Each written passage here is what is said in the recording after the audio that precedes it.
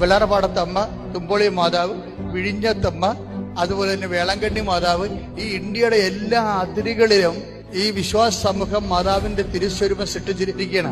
ദൈവവേദലെ വിനയത്തോട് നിന്നോട് അപേക്ഷിക്കുകയാണ്. ഒരു വ്യക്തിയുടെ വിശ്വാസ്യതയുടെ ചരിത്രം എന്ന് പറഞ്ഞു കഴിഞ്ഞാൽ പോലും ആ ചരിത്രത്തിലും നമ്മൾക്കൊരു ഈടറിവ് സംഭവിച്ചു കഴിഞ്ഞാൽ നമ്മളെ തിരക്കാനും അന്വേഷിക്കാനും നമ്മുടെ കാര്യങ്ങൾ പറയാനും പറയേണ്ടടുത്ത് സ്വാധീനം ചെലുത്തിക്കൊണ്ട് നടപ്പിൽ വരുത്താനും നമുക്ക് തന്നിരിക്കുന്നത്, മറിയത്തെ തന്നിരിക്കുന്നത് ഈശോയാണ്.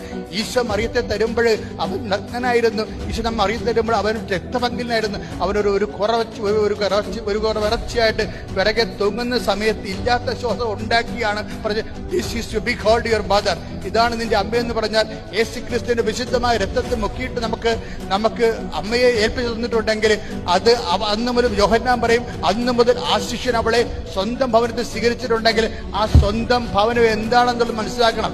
ഇന്ന് വരെ മറിയത്തെ ദൈവമാതാവ്